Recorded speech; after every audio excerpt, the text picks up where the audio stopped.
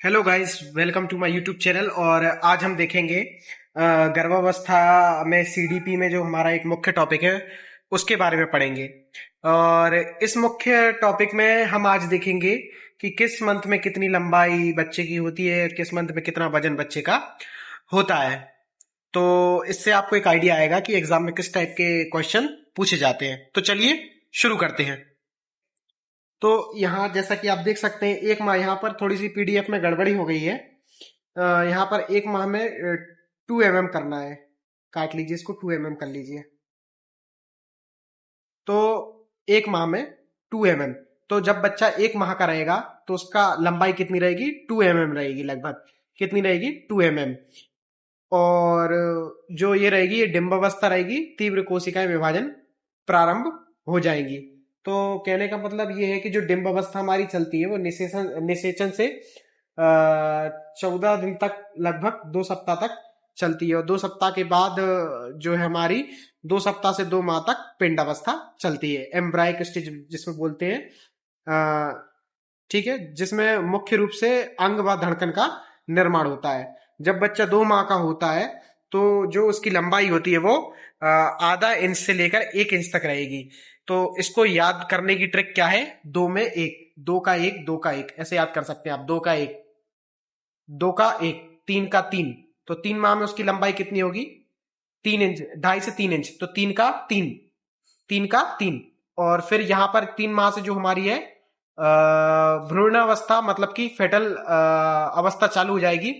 इस अवस्था में उंगली और नाखून का बनना शुरू हो जाएगा। ठीक है, तो जो 3 है इसको याद करने का तरीका ऐसा है कि 1 का 2, मतलब एक माह में 2 mm उसकी लंबाई रहेगी। 2 का 3, 2 का 1, माफ कीजिए, 2 का 1। तो 2 माह में उसकी लंबाई कितनी रहेगी? 1 इंच रहेगी। 3 का 3, 3 का 3 में मतलब उसकी जो लंबाई रहेगी 2.5 से 3 इंच रहेगी।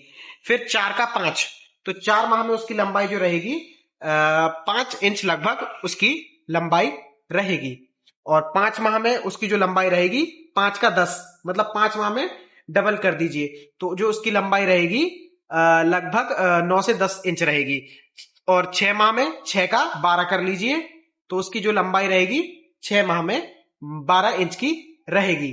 और 7 में आप कर लीजिए 15, तो 7 में 15, ठीक है। 7 में 14, ऐसे भी आप रख सकते हैं आप। 7 में 14, 14 धन 1, 15। तो 7 में कैसी रहेगी? 14 से 15 इंच की उसकी लंबाई रहेगी। 8 में 17, 16 से एक ज्यादा क्या रहेगी? 17। तो 8 में 17 इंच लगभग उसकी लंबाई रहेगी। 17 से 18 इंच उसकी लंबाई रहेगी।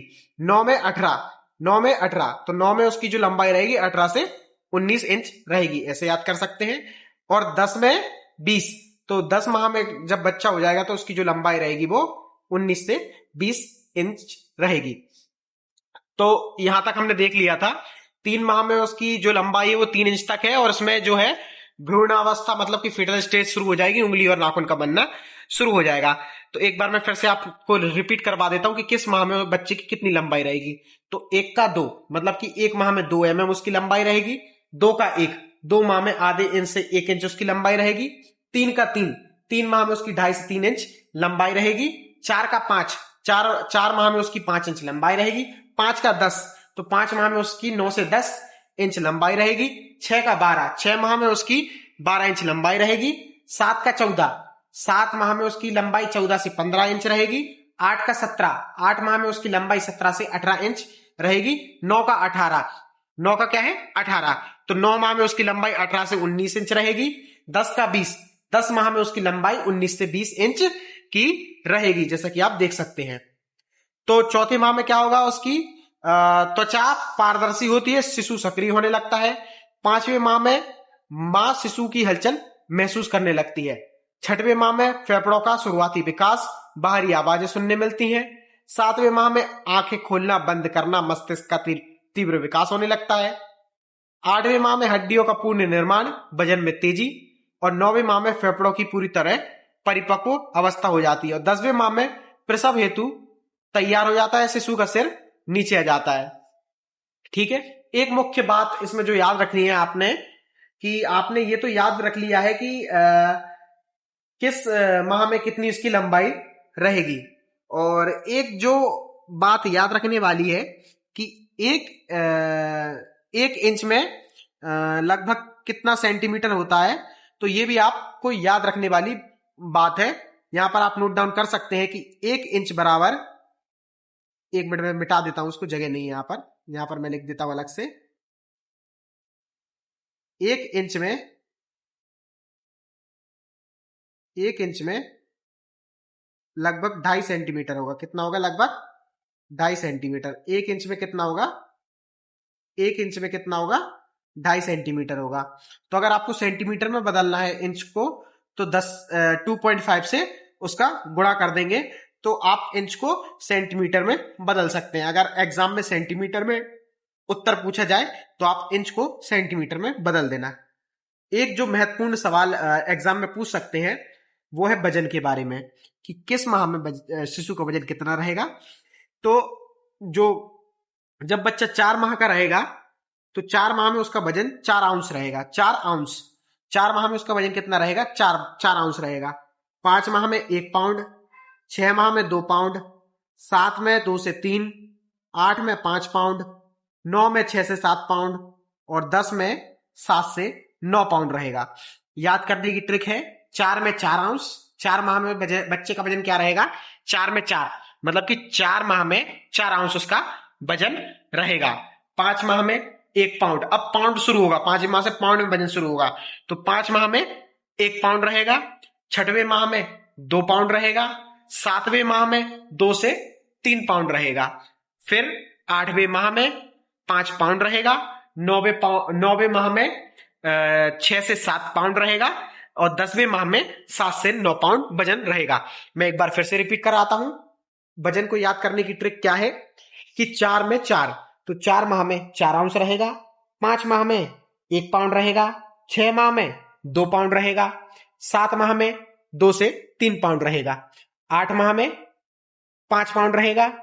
9 माह में 6 से 7 पाउंड रहेगा और 10 माह में 7 से 9 पाउंड रहेगा। एक बार फिर से मैं रिपीट करवा रहा हूं। याद करने की ट्रिक मैं फिर से दे रहा हूं आपको। वजन कैसे याद रखेंगे आप? तो 4 माह में 4, 4 का 4, 4 माह में 4 आउंस वजन रहेगा। 5 माह में 1 पाउंड रहेगा। 6 माह में 2 पाउंड रहेगा। 7 माह में 2 से 3 पाउंड वजन रहेगा। ठीक है। 8 माह में क्या होगा? 8 माह में 5 पाउंड रहेगा और 9 माह में 6 से 7 पाउंड रहेगा और 10 माह में 7 से 9 पाउंड रहेगा। होपफुली आपको याद हो गया होगा। अगर याद नहीं हुआ हो तो एक लास्ट टाइम मैं फिर से आपको याद करवाता हूं। वजन, जो बच्चे का वजन रहेगा वो 4 में 4, ऐसे याद करिए। 4 में 4, बोलिए मेरे साथ, 4 में 4। तो 4 माह में बच्चे का जो वजन रहेगा 4 आउंस रहेगा। 5 माह में 1 पाउंड हो जाएगा। 6 माह में 2 पाउंड हो जाएगा। 7 माह में 2 से 3 पाउंड हो जाएगा। ठीक है। 8 माह में लगभग 5 पाउंड हो जाएगा। 9 माह में 6 से 7 पाउंड हो जाएगा और 10 माह में 7 से 9 पाउंड हो जाएगा। ठीक है। होपफुली इतनी बात आपको समझ में आई होगी। इसमें एक चीज और याद रखने वाली है कि 1 पाउंड बराबर होता है 453.39 ग्राम। 453.39 ग्राम। अच्छे से लिख देता हूं, राइटिंग में सफाई नहीं आई। 1 मिनट में इसको थोड़ा सा बड़ा करता हूं, अब अच्छी राइटिंग आएगी। तो 1 पाउंड में होगा 1 पाउंड में लगभग 453.39 ग्राम रहेगा। ठीक है। अगर ग्राम में वजन पूछे तो पाउंड से अपन ग्राम में कन्वर्ट कर लेंगे, उसका गुणा कर। ठीक है। अगर आपसे पूछे एक आउंस में कितना ग्राम होता है, तो 1 आउंस में आपका 28.3 ग्राम होता है। आउंस में अगर पूछे, आउंस, 1 आउंस में जो होता है, 1 आउंस में लगभग 28.34 ग्राम होता है। 1 आउंस में कितना होता है? 28.34 ग्राम होता है। 1 पाउंड में 453.39 ग्राम होता है और 1 आउंस में 28.34 ग्राम होता है। तो इस तरीके से आप बच्चे का वजन जो है ग्राम में कन्वर्ट कर सकते हैं। 1 पाउंड में 453.39 ग्राम और 1 आउंस में 28.34 ग्राम। होपफुली आपको इतना समझ में आया होगा। बहुत ही इंपॉर्टेंट है परीक्षा के दृष्टिकोण से। आगे बढ़ते हैं। अब इसमें एक क्वेश्चन जो आता है और पेडागोजी में भी ये इंपॉर्टेंट है, पर्यावरण में भी इंपॉर्टेंट है, बट ये सीडीपी में पूछते हैं कि अनचाहे गर्भधारण से बचाव व परिवार नियोजन। तो इसके क्या तरीके हैं? तो एक तो है प्राकृतिक तरीका, नेचुरल मेथड, जिसमें हम क्या कर सकते हैं, जो मासिक धर्म या मासिक चक्र रहता है उसमें 10 से 17वें दिन तक, जिसको हम बोलते हैं फर्टाइल विंडो के दौरान असुरक्षित संबंध बनाने से बचे। मतलब कि हम 10 से 17वें दिन तक संबंध बनाने से बचें तो क्या होगा? अनचाहा गर्भ नहीं होगा। अवरोधक तरीका, कॉन्डोम का इस्तेमाल करें। अनचाहे गर्भ धारण को रोकने के साथ साथ एसटीडी मतलब कि सेक्सुअल ट्रांसमिटेड डिजीज, जिसको बोलते हैं यौन संचारित रोग, और एचआईवी से भी ये सुरक्षा प्रदान करता है। ये भी अनचाहे गर्भधारण से बचाव करता है।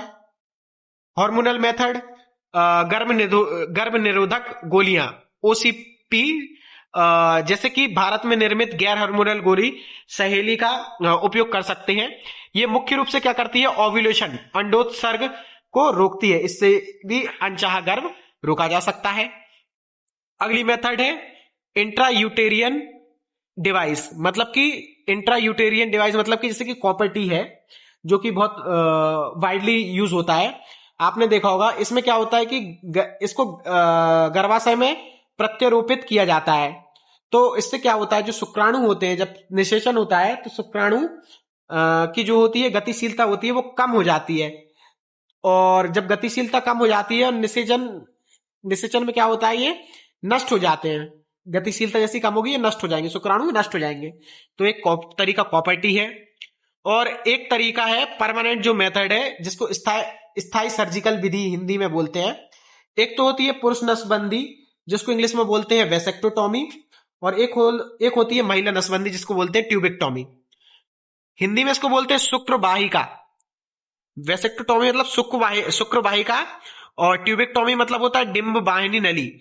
इनमें क्या करते हैं, शुक्रवाहिका मतलब वॉस डिफरेंस, जिसको क्या करते हैं, ब्लॉक कर देते हैं, बांध देते हैं, और पुरुषों में। और महिलाओं में क्या करते हैं, जो डिंब वाहिनी नली रहती है, जो फेलोपियन ट्यूब रहती है, उसको बांधना या काटना होता है, जिससे कि क्या होता है, अनचाहे गर्भ से बच सकते हैं। आगे बढ़ते हैं। राष्ट्रीय टीकाकरण कई बार एग्जाम में पूछ लिया गया है, सीडीपी में, किसी भी टेट एग्जाम में ये आ सकता है। इस बार मुझे लग रहा है कि ये क्वेश्चन जरूर पूछेंगे। तो जन्म के समय कौन कौन सी वैक्सीन लगती है, पहले ये देखते हैं हम। तो जन्म के समय सबसे पहले बीसीजी की वैक्सीन लगती है, जो कि टीबी से बचाव करती है।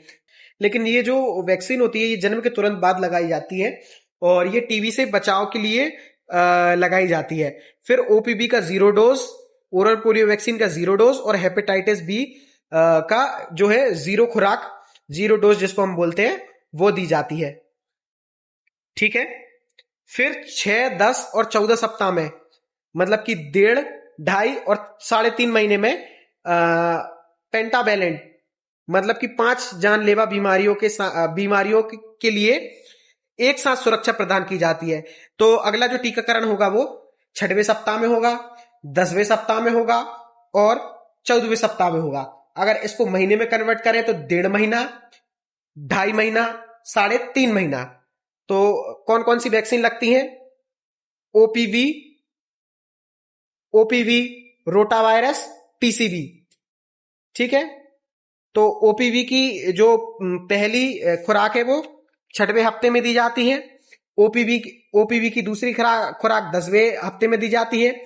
ओपीवी की तीसरी खुराक जो दी जाती है वो दी जाती है 14वें सप्ताह में। और इसी तरीके से जो डीपीटी है, डीपीटी की पहली खुराक 6वें सप्ताह में दी जाती है, और डीपीटी की दूसरी खुराक 10वें सप्ताह में, और डीपीटी की तीसरी खुराक जो दी जाती है वो 14वें सप्ताह में दी जाती है। और जो डीपीटी की खुराक है उसको हम बोलते हैं ट्रिपल एंटीजन, और डिप्थीरिया, पर्ट्यूसिस, टेटनस, ये 3 बीमारियों से बचाने का काम करती है। और जो छठवें सप्ताह में एक और जो दी जाती है हेपेटाइटिस की जो पहला डोज दिया जाता है वो छठवें में, फिर हेपेटाइटिस बी का जो दूसरा डोज दिया जाता है वो 10वें माह में, और जो हेपेटाइटिस का तीसरा डोज दिया जाता है वो 14वें माह में दिया जाता है। ठीक है, इतनी होपफुली आपको बात समझ में आई होगी। 6, 10 और 14 सप्ताह में डीपीटी, ओपीवी, हेपेटाइटिस की ये जो खुराकें दी जाती हैं। इतना होपफुली आपको बात समझ में आया होगा। इसी में रोटा वायरस और पीसीबी भी आ जाती है। अब जो अगला है वो है 9 से 12 माह। 9 से 12 माह, तो 9 से 12 माह के अंतर्गत पहले खसरे का डोज मिजलस, जो खसरा और रूबेला से बचाता है, तो 9 से 12 माह में जो पहला डोज लगेगा वो काय का लगेगा? खसरे का डोज लगेगा, और विटामिन ए का डोज लगेगा। और विटामिन ए का डोज जो लगता है वो रतौंधी से बचाव करता है एवं आंखों को स्वस्थ रखता है। तो 9 से 12 माह में पहला डोज खसरे का और विटामिन ए का प्रथम डोज लगेगा। फिर जब 16 से 24 माह में आएंगे, 16 से 24 माह में तो डीपीटी का बूस्टर डोज लगेगा, डीपीटी का पहला बूस्टर डोज लगेगा, ओपीवी का जो रहेगा बूस्टर डोज लगेगा, मतलब कि पिलाई जाएगी, ओरल पोलियो वैक्सीन है वो। ओपीवी का बूस्टर डोज दिया जाएगा ओरल पोलियो वैक्सीन का, और खसरा का जो है दूसरा डोज दिया जाएगा, और विटामिन ए का भी इसमें दूसरा डोज दिया जाएगा। ठीक है, फिर उसके बाद यहां पे एक चीज मिसिंग है, 2 से 5 वर्ष भी आना था यहां पर। तो जो होता क्या है, 2 से 5 वर्ष की जो आयु रहेगी उसमें 6 माह के अंतराल में 7 खुराक दी जाएंगी विटामिन ए की। विटामिन ए की कितनी? 7 खुराक दी जाएंगी। विटामिन ए की 7 खुराक दी जाएंगी 6 माह के अंतराल से। विटामिन ए की खुराक दी जाएंगी 6 माह के अंतराल से, 6 माह के अंतराल से 7 बार, 2 से 5 वर्ष में। फिर 5 से 6 वर्ष में डीपीटी का दूसरा बूस्टर डोज लगेगा, 10 वर्ष में टीडी लगेगा, 16 वर्ष में टीडी वैक्सीन लगेगी। ठीक है, अभी एक चीज और मैं जो आपको बता रहा था, मेरे को बीसीजी का फुल फॉर्म याद नहीं आ रहा था, कई बार एग्जाम में पूछ लेते हैं। तो बीसीजी का जो फुल फॉर्म है उसका फुल फॉर्म है bacillus Calmette Guerin, bacillus Calmette Guerin. तो ये थे टीकाकरण जो कि एग्जाम में डायरेक्टली पूछ लिए जाते हैं। तो आई होप आप लोगों को मेरा ये वीडियो आप लोगों को बहुत पसंद आया हो। तो होपफुली आप चैनल को लाइक, शेयर और सब्सक्राइब कीजिए। मिलते हैं नेक्स्ट वीडियो में।